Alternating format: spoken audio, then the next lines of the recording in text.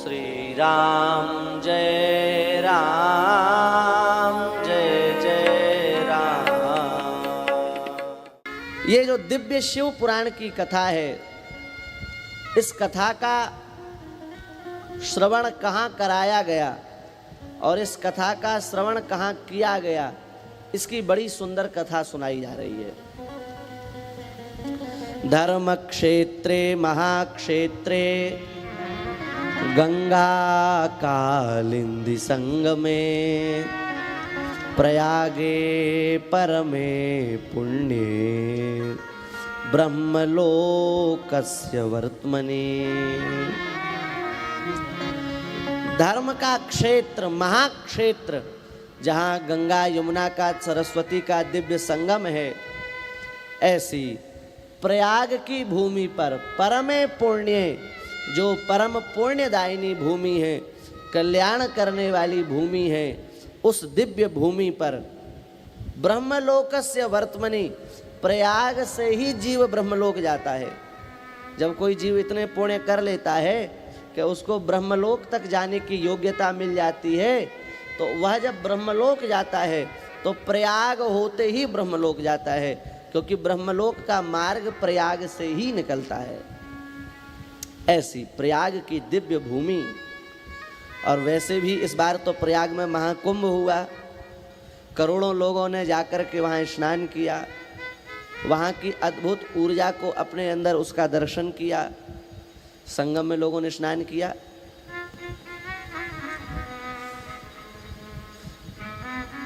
बहुत ऊर्जा मिली भी और बहुत गई भी, क्योंकि इतने दूर से पैदल जाने का रास्ता था। आप लोगों में से जो गए होंगे उनको अनुभव होगा, हम तो गए थे।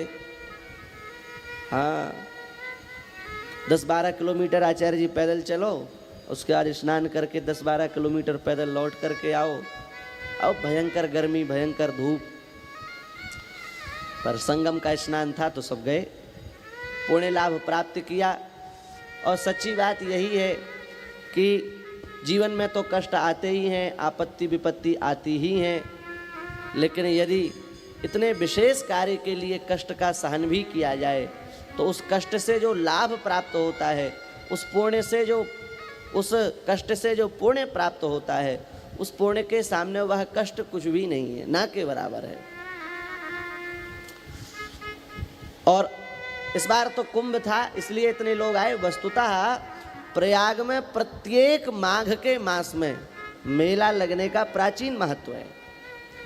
माघ के मास में प्रयागराज में सब संत एकत्रित होते हैं भारतवर्ष के, प्रत्येक वर्ष, और वहाँ शास्त्रों की चर्चा होती है, सत्संग होता है, कथाएं होती हैं, भोज भंडारे होते हैं, ये सब वहाँ गतिविधियाँ चलती हैं।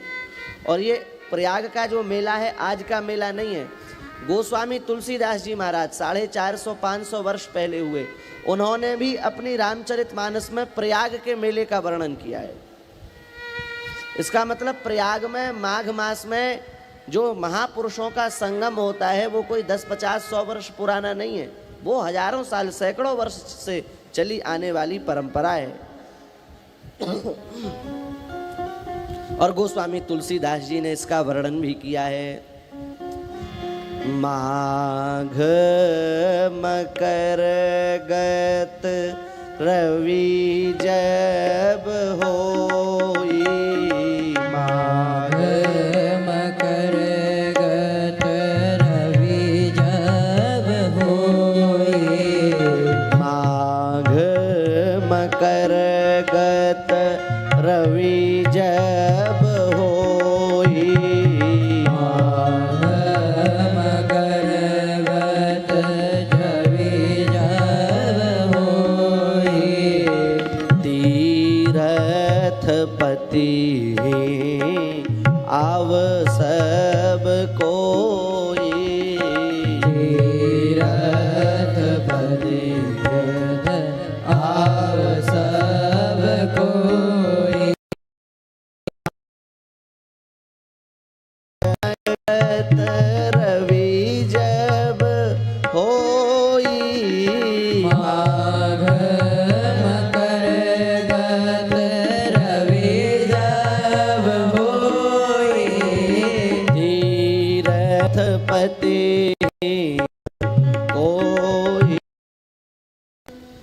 आरती करके घर चला गया। घर जा करके अपनी धर्म पत्नी से बोला, तुम तो कह रही थी कथा बहुत मीठी है, हमको तो बिल्कुल मीठी नहीं लगी, कोई मिठास है ही नहीं, कोई स्वाद ही नहीं आया। इससे ज़्यादा मीठा तो हलवा लगता है, इससे ज़्यादा मीठी तो खीर लगती है। तुम कह रही थी कथा से मीठा कुछ नहीं है, कथा तो हमें बिल्कुल मीठी नहीं लगी।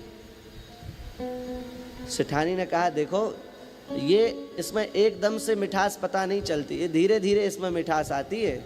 अभी कल फिर चलना सुनने, कल पक्का तुमको मिठास अनुभव में आएगी। तो अगले दिन फिर सेठ आया वो मिठास के लालच में, अब फिर उसका तो पुण्य था ही नहीं, तो फिर सो गया कथा में, फिर जा करके सो गया। सेठानी ने विचार किया बहुत अच्छा मौका है, तो सेठानी आज पहले से ही थोड़ा सा बूरा लेकर के गई थी अपने साथ में। और जैसे ही सेठ जी सोए, मुंह खोल करके सोते थे, उनके मुंह में थोड़ा सा बूरा डाल दिया। और बूरा डाल दिया तो सेठ जी तो सोते रहे, वो बूरा पूरे मुंह में घुल करके अंदर तक पहुंच गया। आरती हुई, फिर सेठ जी की नींद खुली। नींद खुली तो सेठ जी आरती करके फिर घर चले गए। सेठानी ने कहा कि कहिए पतिदेव, आज कथा थोड़ी मीठी लगी कि नहीं लगी? बोले हाँ, आज तो मीठी लगी है। तो सेठानी ने कहा कि जब आज इतनी मीठी लगी, आपको दूसरे दिन ही कथा मीठी लग गई, तो आप कुछ दिन और सुनेंगे तो फिर इतना स्वाद आएगा, इतना स्वाद आएगा कि फिर आपको वो स्वाद किसी दूसरी मीठी वस्तु में अनुभव में ही नहीं आएगा। अब तो सेठ की थोड़ी श्रद्धा जगी और कुछ दिन उसने कथा सुनी। तो कथा की तो ऐसी महिमा है, कथा तो अच्छे अच्छे जीवों को पवित्र कर देती है। कथा सुनते सुनते उस सेठ का चित्त पवित्र हो गया और फिर उसका भी कथा सुनने के प्रति प्रेम हो गया, वह भी कथा का पक्का श्रोता बन गया। तो विचार करो, सेठानी ने कितनी युक्ति लगा करके अपने पति को कथा में लगा दिया। ये है। तो कहने का तात्पर्य यह है कि ये भगवान की कथा, भगवान जिसको चाहें, भगवान जिस पर कृपा करें, वही इस कथा का श्रवण कर सकता है। शौनकादि ऋषि अत्यंत प्रसन्न हैं, उन्होंने श्री सूत जी महाराज को प्रणाम किया है, उनकी प्रार्थना की है। रोम हर्षण सर्वज्ञ भवान वैभाग्य गौरवा। ये रोम हर्षण जी इतनी सुंदर कथा कहते हैं, इतनी सुंदर कथा कहते हैं कि इनकी कथा को सुनकर के श्रोताओं के रोम हर्षित हो जाते हैं, श्रोताओं के रोंगटे खड़े हो जाते हैं। इसलिए इनका नाम रोम हर्षण पड़ गया।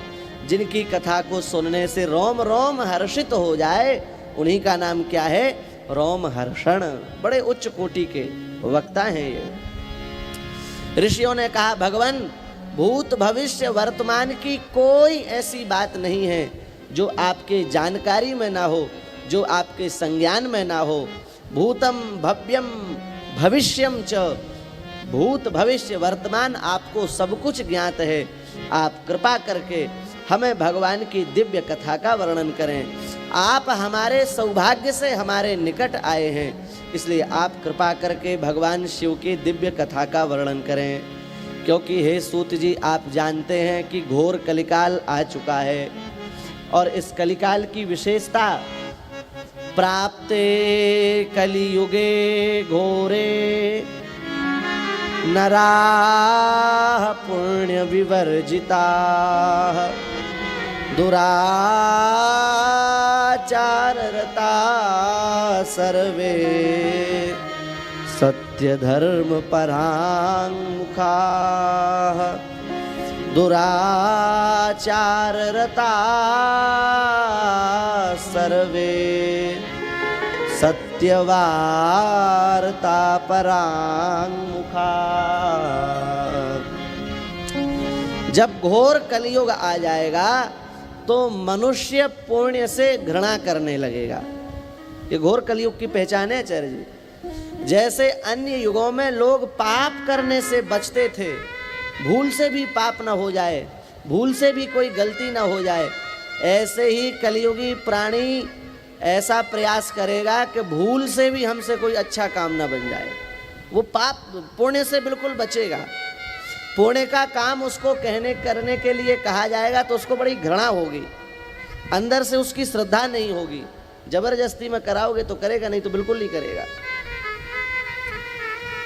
ये कलियुगी लोगों की समस्या है। जैसे अन्य युगों में लोगों को पाप से समस्या होती है, ऐसे ही कलियुगी लोगों को पुण्य से समस्या है। वो पुण्य करना नहीं चाहते। दुराचार रता सर्वे, सब पाप में लगे भये हैं, सब पाप करना चाहते हैं, सबको पाप में ही सुख मिलता है।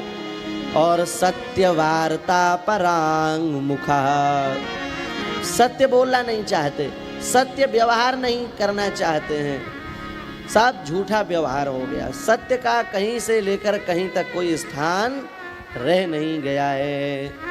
झूठ ही लेना झूठ ही देना, झूठ ही लेना झूठ ही देना, झूठ ही लेना झूठ ही देना, झूठ ही लेना झूठ ही देना, झूठ ही भोजन झूठ चबेना, झूठ ही भोजन झूठ चबेना, झूठ ही लेना झूठ ही देना, झूठ ही लेना झूठ ही देना, झूठ ही भोजन झूठ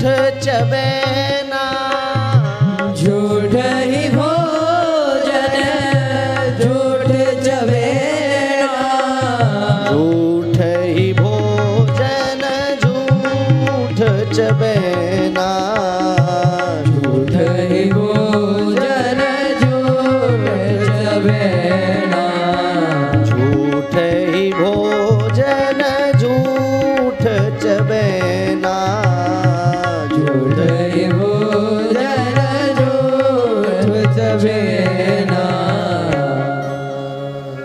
तो कलियुगी व्यक्ति का व्यवहार झूठा हो गया। झूठ बोलने में उसको बड़ा आनंद आता है। सत्य व्यवहार, सत्य कार्य, सत्य के प्रति रुचि उस जीव की नहीं रह गई है। मातृपितृकृत द्वेषाः, माता पिता से द्वेष करता है। माता की सेवा की बात कहो, पिता की सेवा की बात कहो तो कलियुगी जीवों को अच्छी नहीं लगती। माता पिता की सेवा करना जीव नहीं चाहते हैं। लोभ ग्रह ग्रस्ता, लोभ रूपी ग्रह ने सबको ग्रस लिया है। सब लोभमय जीवन व्यतीत कर रहे हैं। लोभ ने सबको ग्रस लिया है। ऐसे कलियुगी जीवों के कल्याण का क्या साधन है? ऐसे कलियुगी जीवों का भी उद्धार हो जाए, आप ऐसी दिव्य कथा का वर्णन करें। और जब इस प्रकार से शौनकादि ऋषियों ने प्रार्थना की है, तब उनकी बात सुन करके सूत जी महाराज बड़े प्रसन्न भये हैं। प्रसन्न होकर के मन ही मन उन्होंने भगवान शिव का ध्यान किया है और भगवान शिव का ध्यान करके उन्होंने भगवान शिव की दिव्य कथा का वर्णन किया है। वेदांत सार सर्वस्वम पुराणं चैवमुत्तमं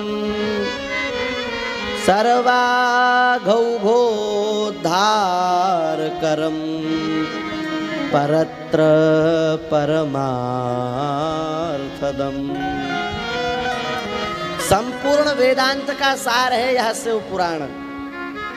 समस्त प्रकार के पापों का नाश करने की सामर्थ्य इस शिव पुराण में है। जीव के पास भयंकर यमदूत तभी तक विचरण करते हैं जब तक उस जीव ने शिव पुराण की कथा नहीं सुनी। एक बार भी जीव श्रद्धा पूर्वक शिव पुराण की कथा का श्रवण कर लेता है तो फिर यमदूत उसके आसपास रहना छोड़ देते हैं। यमदूत उसके आसपास घूमना छोड़ देते हैं। ये शिव पुराण इतना दिव्य है, इतना दिव्य है कि इस संपूर्ण शिव पुराण की बात तो जाने दीजिए, इसके एक श्लोक का, आधे श्लोक का, आधे से भी आधे श्लोक का यदि कोई जीव श्रद्धा पूर्वक श्रवण करता है तो उसका कल्याण हो जाता है, उसको भगवान शिव के दिव्य लोक की प्राप्ति हो जाती है। सुनने की बात तो बहुत दूर की है। अब बहुत प्यारा श्लोक है, एतच्छिव पुराणं यो नमस्कुर्यादूरतः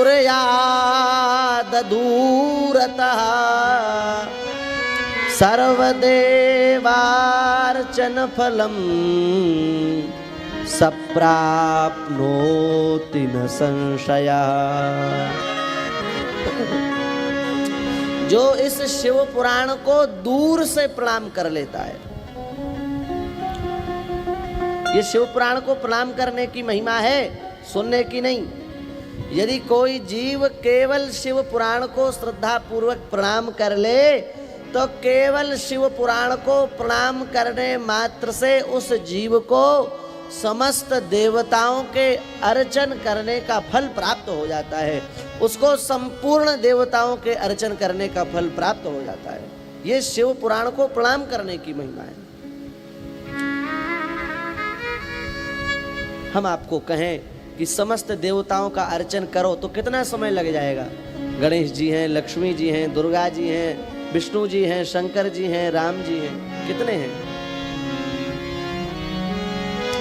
लेकिन उन समस्त देवताओं के अर्चन करने का फल यदि आपको थोड़े ही समय में प्राप्त करना है तो केवल शिव पुराण को प्रणाम कर लो। शिव पुराण को प्रणाम करने मात्र से समस्त देवी देवताओं के अर्चन का फल जीव को प्राप्त हो जाता है। ये शिव पुराण की दिव्य महिमा है।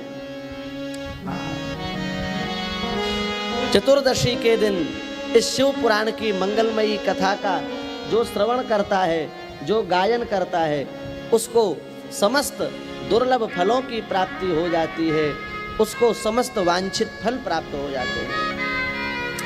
भैरव भगवान के सामने इस शिव पुराण का जो पाठ करता है, 3 दिन तक मौन होकर के 3 दिन तक भगवान भैरव के सामने इस शिव पुराण का जो श्रद्धा पूर्वक पाठ करता है, उसकी समस्त कामनाएं पूर्ण हो जाती हैं, उसकी समस्त इच्छाएं पूर्ण हो जाती हैं।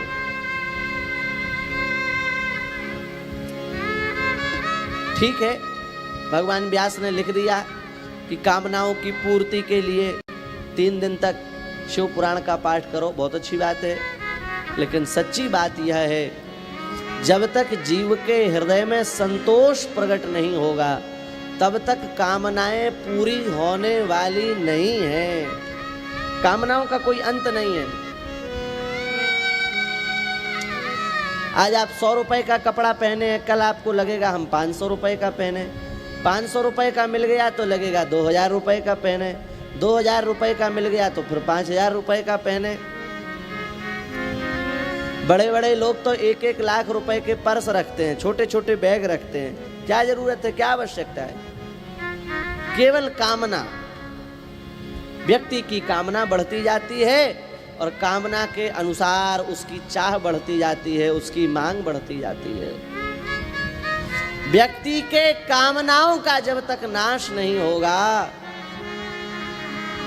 और कामनाओं का नाश कब तक नहीं होगा? बिनु संतोष न काम न साही। जब तक जीव के हृदय में संतोष प्रकट नहीं होगा तब तक उसकी कामनाओं का नाश होने वाला नहीं है।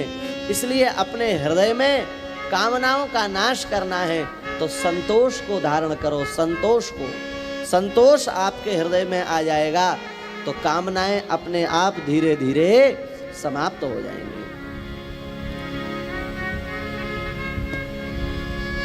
देखिए, बहुत ध्यान दे करके सुनिए। संसार में जिस व्यक्ति के प्रारब्ध में पाप, संसार में जिस व्यक्ति के प्रारब्ध में दुख लिखा है उस व्यक्ति को दुख भोगना ही पड़ेगा। जिस व्यक्ति के प्रारब्ध में सुख लिखा है उस व्यक्ति को सुख भोगना ही पड़ेगा। आजकल लोग बहुत ध्यान देकर के सुनिएगा। आजकल लोग दुखों से मुक्ति पाने के लिए तरह तरह के धागे बांध रहे हैं, तरह तरह के टोटके कर रहे हैं, तरह तरह के उपाय कर रहे हैं, तरह तरह के तंत्र मंत्र यंत्र कर रहे हैं कि नहीं कर रहे हैं? इनका प्रचार करने वालों की कथाओं में भी लाखों लोग आ रहे हैं। क्यों जा रहे हैं? क्योंकि उनको लगता है कि यहाँ आकर के हमारे कष्ट दूर हो जाएंगे, यहाँ आकर के हमारे दुख दूर हो जाएंगे, इसलिए तो जा रहे हैं लोग। लेकिन हम बहुत प्रामाणिक रूप से और बहुत गंभीरता से यह बात कह रहे हैं, यदि व्यक्ति के प्रारब्ध में दुख आ गया तो उसको मिटाने की सामर्थ्य किसी में नहीं, उसको अपना दुख भोगना ही पड़ेगा। तंत्र मंत्र का यदि कुछ प्रभाव होगा भी ना, तो वो आप ऐसा समझो कि जैसे किसी दुख को कुछ दिन के लिए हमने ढकेल दिया। समझ रहे हैं? जैसे कोई कष्ट हमको आज भोगना था, हमने कोई उपाय कर लिया, तो आज वो कष्ट नहीं आएगा, 10 दिन बाद आएगा, आएगा जरूर, पीछा नहीं छोड़ेगा वो आपका। महीने भर बाद आएगा, लेकिन आएगा जरूर। 6 महीने भर बाद आएगा, आएगा जरूर। तो आप विचार करो, जब कष्ट आना ही है, कष्ट भोगना ही है, तो उसको हम आगे क्यों बढ़ाएं, उसको भोगें क्यों नहीं? भैया, ईमानदारी से यदि हम भगवान की शरण में हो जाएं, ईमानदारी से हम भगवान का आश्रय ले लें, तो भगवान की कृपा से कष्टों को भोगने की हमारे अंदर इतनी सामर्थ्य आ जाएगी, इतनी सामर्थ्य आ जाएगी कि कष्ट हमारे कब समाप्त हो जाएंगे हम भोग लेंगे, और कष्ट हमारे धीरे धीरे मिट जाएंगे, और हमको किसी प्रकार के दुख की अनुभूति भी नहीं होगी। लेकिन यदि हम चाहें कि कष्ट ही ना आए, हम सर्वथा सुखी हो जाएं, हम सर्वथा प्रसन्न हो जाएं, हम सर्वथा दुख रहित हो जाएं, तो उसके लिए तो आपको फिर कोई उपाय काम करने वाला नहीं है। क्योंकि अवश्यमेव भोक्तव्यम कृतम कर्म शुभाशुभम, जैसा आपका शुभ अशुभ कर्म है वो आपको भोगना ही पड़ेगा, उसका भोक्ता आपको बनना ही पड़ेगा। इसलिए भगवान की शरण में हो जाओ। भगवान की शरण में हो जाने से उस कष्ट को सहन करने की सामर्थ्य आप में आ जाएगी, और आप बहुत आनंद से कष्ट का सहन करके उस कष्ट से मुक्त हो जाएंगे। प्रारब्ध का उपभोग कर लेंगे, प्रारब्ध को काट लेंगे, और प्रारब्ध को काट करके भगवान को प्राप्त कर लेंगे। ये बात है। इसलिए इस बात को बहुत ध्यान रखना चाहिए, और यदि यह बात कोई जीव समझ जाए तो फिर वह इधर उधर के जादू टोना के चक्कर में पड़ेगा ही नहीं। वो अपने घर में बैठ करके एकांत में राम राम करेगा, भगवान का भजन करेगा, और भगवान के भजन से ही सब दुख समाप्त हो जाएंगे। दुख समाप्त हो जाएंगे का मतलब दुख सहने की शक्ति उसको प्राप्त हो जाएगी, और धीरे धीरे धीरे धीरे वह सब दुखों को सहन करके अपने प्रारब्ध का उपभोग करके भगवान को प्राप्त कर लेगा।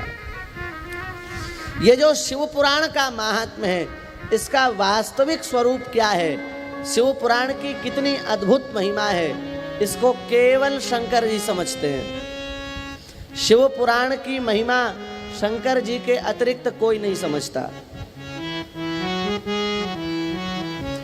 कृत्स्नम तदर्धम व्यासश्च, शंकर जी से आधा भगवान व्यास समझते हैं। शंकर जी शिव पुराण की जितनी महिमा समझते हैं उससे आधी महिमा भगवान व्यास समझते हैं, और भगवान व्यास शंकर जी शिव पुराण की जितनी महिमा समझते हैं उससे आधी महिमा सूत जी कह रहे हैं हम समझते हैं। हाँ, तो विचार करो, फिर हम लोगों की तो गिनती नहीं है। हम लोग शंकर जी की महिमा क्या समझेंगे, शिव पुराण की महिमा क्या समझेंगे? साक्षात भगवान शिव एकमात्र ऐसे हैं जो शिव पुराण की संपूर्ण महिमा समझते हैं। शिव पुराण की आधी महिमा व्यास जी समझते हैं, और व्यास जी से भी आधी महिमा सूत जी समझते हैं। तो फिर हम लोग तो भैया कुछ नहीं समझते, हम लोग तो केवल भगवान शिव की महिमा का गान करके अपने जीवन को पवित्र कर सकते हैं, अपने जीवन को कृतकृत्य कर सकते हैं, अपने जीवन को कृतार्थ कर सकते हैं।